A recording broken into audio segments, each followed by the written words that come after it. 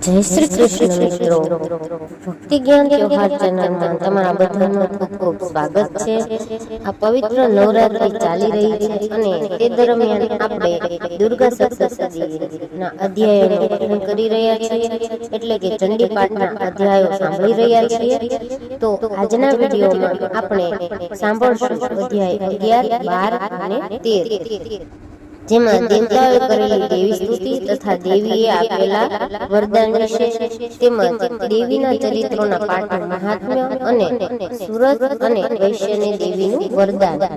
તો ચાલો મિત્રો, આપણે સૌપ્રથમ શરૂ કરીએ અધ્યાય 11, જેમાં દેવતાઓએ કરેલી સ્તુતિ તથા દેવીએ દેવતાઓને આપેલા વરદાન વિશેનું વર્ણન કરવામાં આવેલું છે।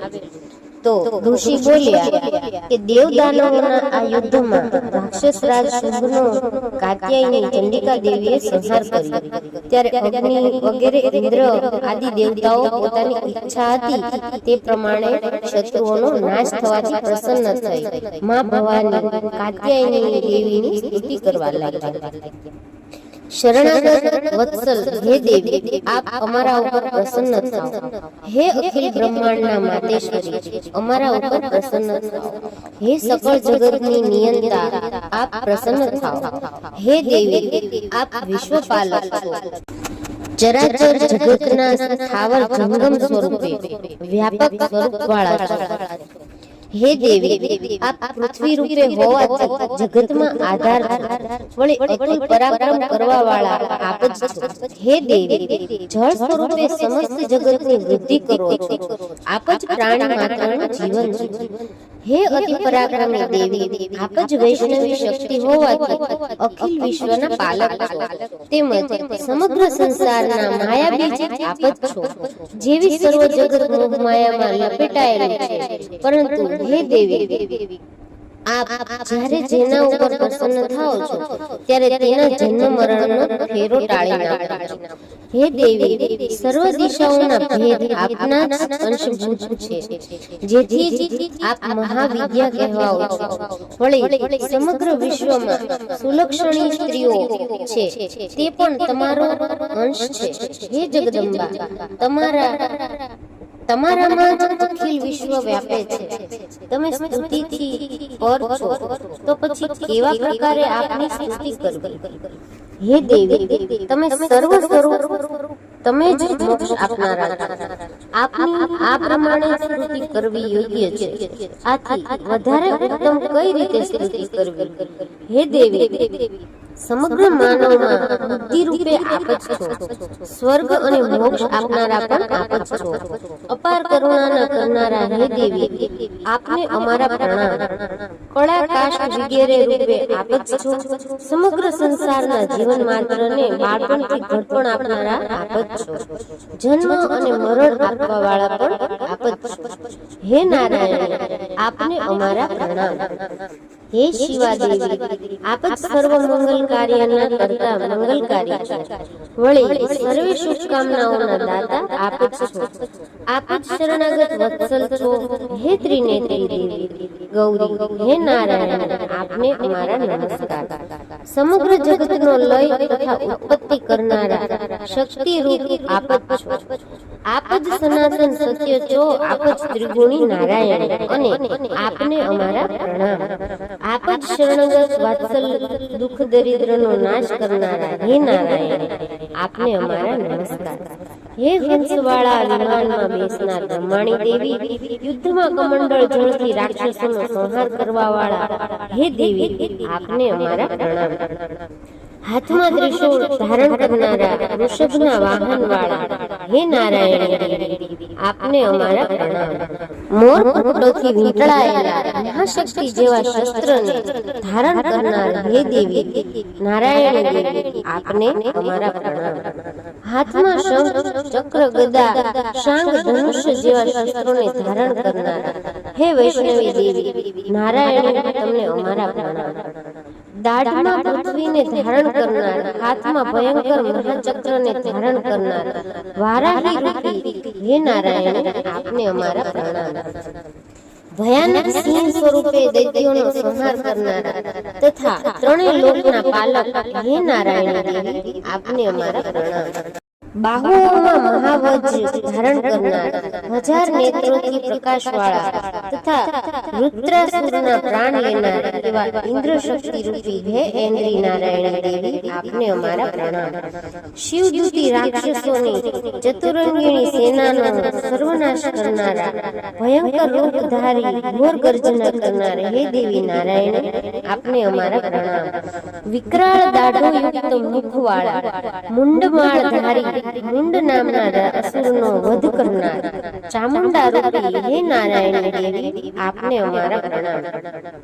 હે દેવી, તમે જ લજ્જા, લક્ષ્મી, મહાવિદ્યા, શ્રદ્ધા, પુષ્ટિ, સ્વધા, ધ્રુવા, મહારાત્રિ, મહાવિધા રૂપી હે નારાયણ દેવી, આપને અમારા પ્રણામ. હે દેવી, તમે જ મેઘા, સરસ્વતી, ધરાભૂતિ, બાભ્રવઈ, તામસી, નિયંતા, તમા ઈશારૂ હે નારાયણ દેવી, આપને અમારા પ્રણામ. સર્વ રૂપે વ્યાપ્ત, સર્વના અધિષ્ઠાત્રી, સર્વશક્તિઓ ધારી, દિવ્ય સ્વરૂપ વાળા હે દુર્ગા દેવી, સર્વ પ્રકારના ભયથી અમારું રક્ષણ કરો. હે દેવી, આપને અમારા પ્રણામ. હે કાત્યાયની, ત્રિનેત્ર વિભૂષિત મુખવાળા, સર્વ સંકટોથી અમારું રક્ષણ કરો. હે દેવી, આપને અમારા પ્રણામ. હે ભદ્રકાળી, અગ્નિની જ્વાળાઓ જેવું મહાવિકરાળ અને મહાભયાનક એવું આપનું ત્રિશૂળ, જેણે અસુરોનો સર્વનાશ કરી નાખ્યો, એ ત્રિશૂળ અમારા ભયોનો નાશ કરી અમારું રક્ષણ કરો. હે દેવી, આપને અમારા પ્રણામ.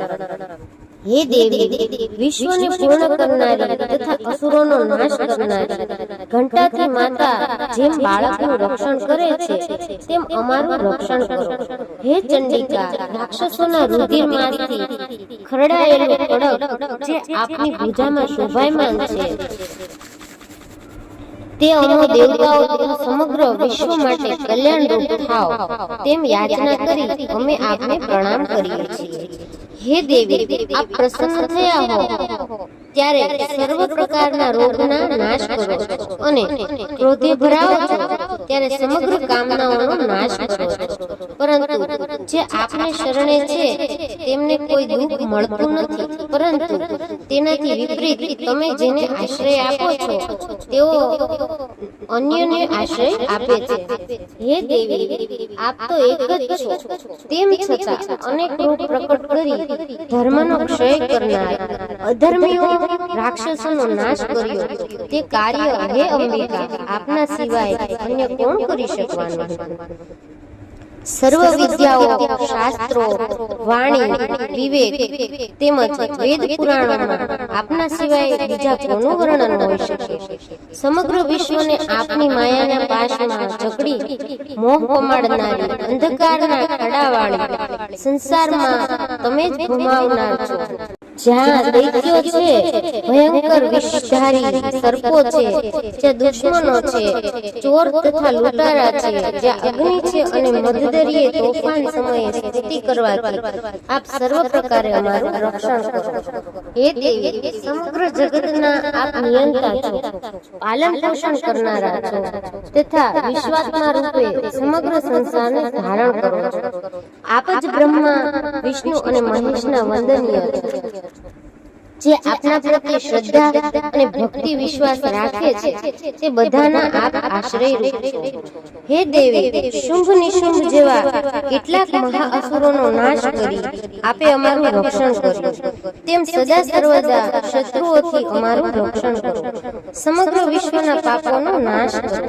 અધર્મને લીધે ઉત્પન્ન થતા તમામ દોષોનો નાશ કરો. સમગ્ર જગતના કષ્ટોનું હરણ કરનાર હે દેવી, તમને અમારા પ્રણામ. અમારા ઉપર આપ પ્રસન્ન થાઓ.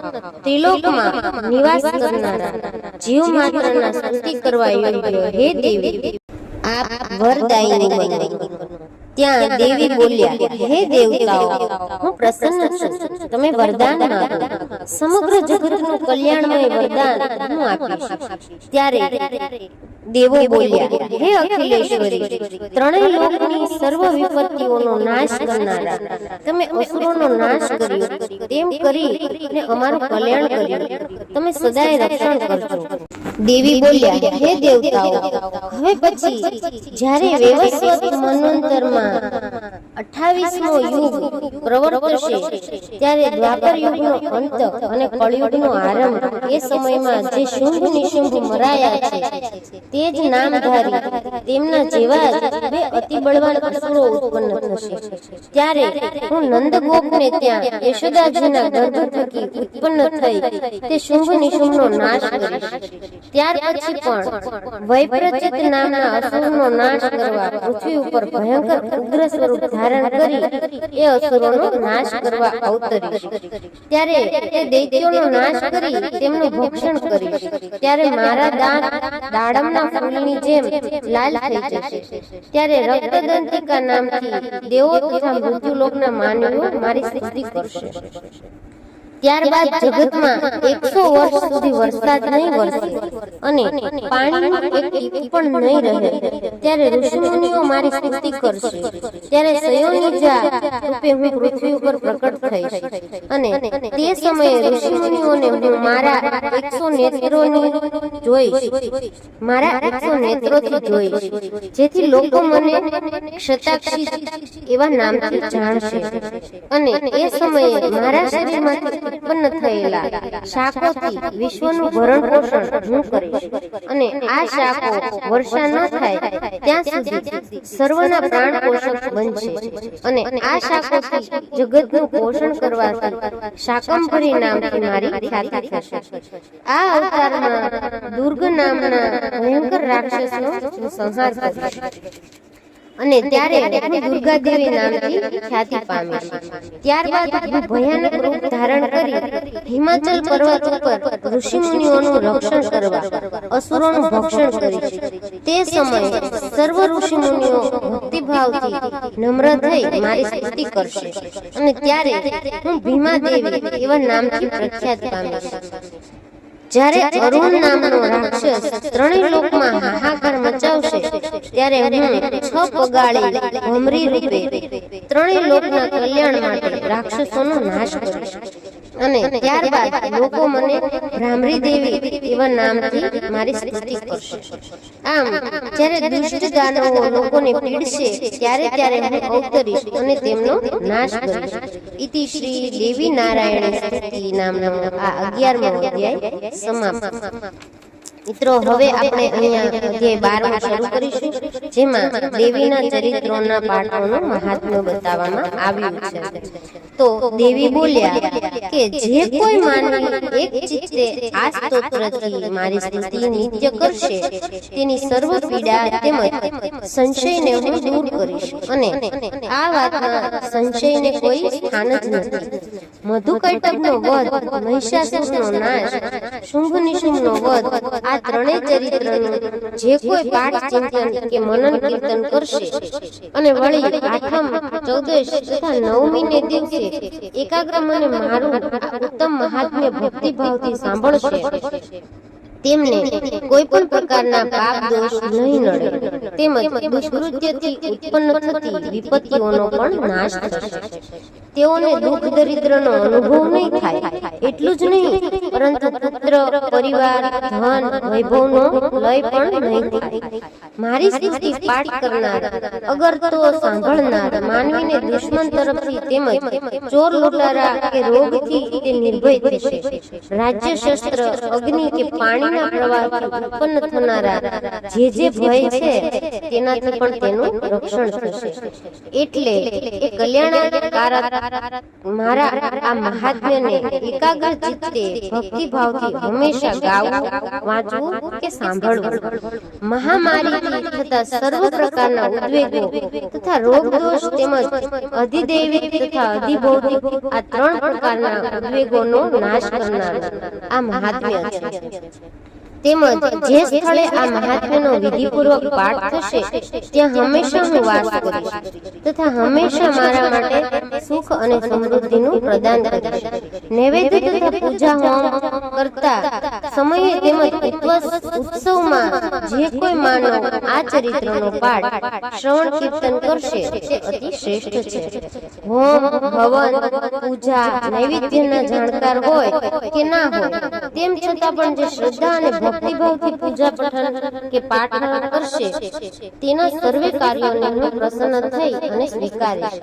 આસો મહિનામાં આવતી નવરાત્રીની પૂજા પ્રસંગે મારું આ મહાત્મ્ય ભક્તિભાવથી જે શ્રવણ કરે છે તે માનવને મારી કૃપાથી બધી આપત્તિઓથી મુક્તિ મળે છે તથા ધન ધાન્ય પુત્ર પરિવારથી સુખને પ્રાપ્ત કરે છે. તેમાં કોઈ પણ જાતનો સંશય નથી. મારા આ ચરિત્રનું મહાત્મ્ય પરાક્રમનું જે કોઈ માનવ શ્રવણ કરશે તે માનવ નિર્ભયતાને પ્રાપ્ત કરશે.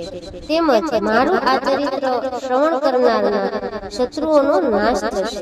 તેમજ દેવીનું સર્વ પ્રકારે કલ્યાણ થશે તથા તેના કુળની વૃદ્ધિ થશે.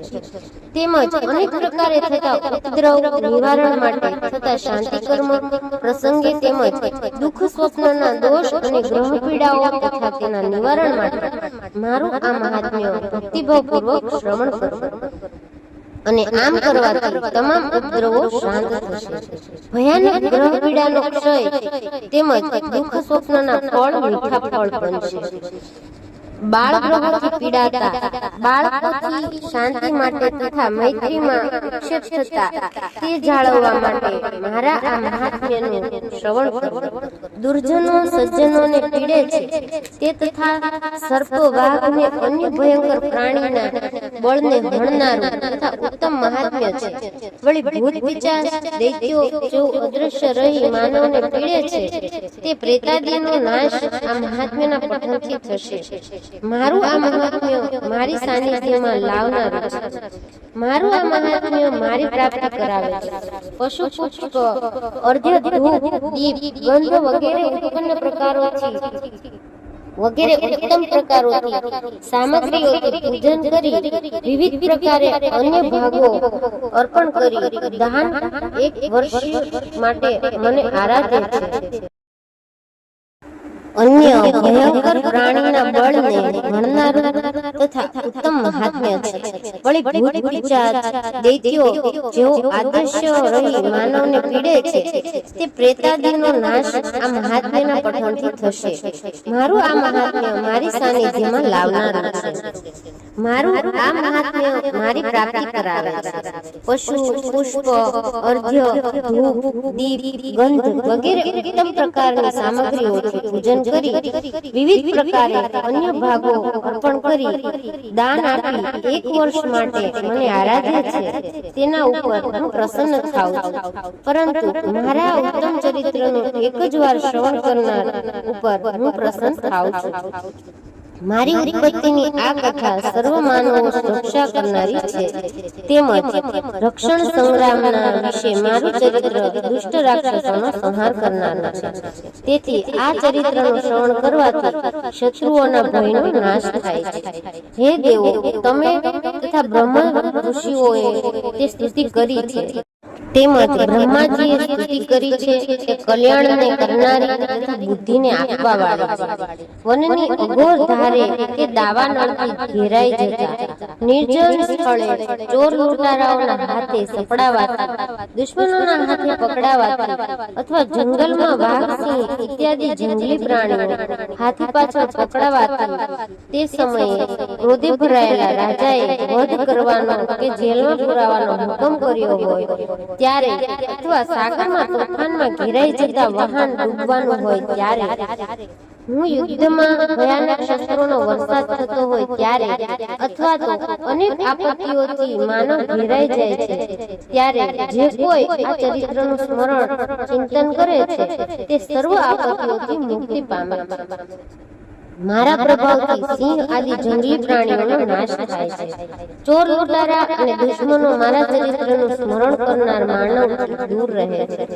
હે સુરત રાજા, મહાન પરાક્રમ વાળા ભગવતી ચંડિકા દેવી આ પ્રમાણે બોલ્યા પછી સર્વ દેવતાઓના દેખતા જ તે સ્થળે તેઓ અદૃશ્ય થઈ ગયા. દેવી અદૃશ્ય થયા પછી રાક્ષસોનો નાશ થયો. એટલે નિર્ભય થયેલા દેવતાઓ પહેલાની જેમ પોતપોતાના સ્થાને ગયા અને પોતાના અધિકારો ભોગવવા લાગ્યા. સૃષ્ટિનો નાશ કરનાર મહાપરાક્રમી મહાશક્તિશાળી ભયંકર સ્વરૂપ વાળો શુંભ અને અત્યંત બળવાન નિશુંભ આ બંને દેવ દુશ્મનોનો દેવીએ નાશ કર્યો. ત્યારબાદ બાકી રહેલા બધા રાક્ષસો પાતાળ લોકમાં જઈને રહ્યા. હે સુરત રાજા, ભગવતી દેવી જન્મ મરણથી પર છે, છતાં પણ તે આ પ્રમાણે અવતાર લઈ જગતનું કલ્યાણ કરે છે. આને આજ દેવી સર્વ જગતને મોહિત કરે છે, તેમજ તે આખા વિશ્વને જન્મ આપે છે. જો માતાજીની નિષ્કામ ભક્તિ, શ્રદ્ધા, વિશ્વાસથી, ભક્તિભાવથી કરવામાં આવે તો મા પ્રસન્ન થઈ જ્ઞાન અને સુખ સંપત્તિ આપે છે. આ દેવી જન્મથી પર છે, છતાં પ્રલયકાળ મહામારી સ્વરૂપે તેમજ ઉત્પત્તિ સમયે સૃષ્ટિ રૂપા થાય છે. તે જ સનાતની દેવી પાલન સમયે પ્રાણી માત્રનું પાલન કરે છે. હે સુરત રાજા, અખિલ બ્રહ્માંડમાં મહાદેવી મહાકાલી મહામારી સ્વરૂપે જ વ્યાપી છે.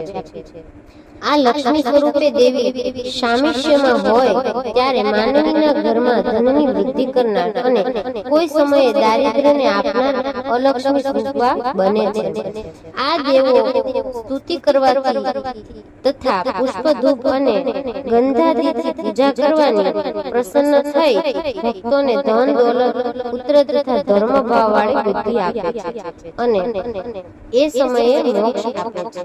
ઇતિ શ્રી ભગવતી વચન નામનો આ 12મો અધ્યાય સમાપ્ત. મિત્રો, અહીં 12મો અધ્યાય પૂર્ણ થયો. હવે આપણે દુર્ગા સપ્તશતીનો છેલ્લો અધ્યાય 13મો છે, જે સુરતની વૈશ્યને દેવીનું વરદાન મળ્યું તેના વિશેનું વર્ણન કરવામાં આવેલું છે. તે આપણે શરૂ કરીશું. તો ઋષિ બોલ્યા કે હે સુરત રાજા, અતિ શ્રેષ્ઠ એવું તે દેવીનું આ મહાત્મ્ય હતું તે મેં તમને કહ્યું. આ દેવો એટલા બધા સમર્થ છે કે આ જગતને ઉત્પન્ન કરે, પાલન કરે છે. એ જ ભગવતી વિષ્ણુ માયાની કૃપાથી જ્ઞાનનો ઉદ્ભવ થાય છે. હે સુરત રાજા, વળી આ જ મહામાયાના પ્રભાવથી તું તેમજ આ વૈશ્ય તેમજ વિવેકી જનો પણ મોહમાયા પામે છે અને અન્ય પણ મોહ પામશે.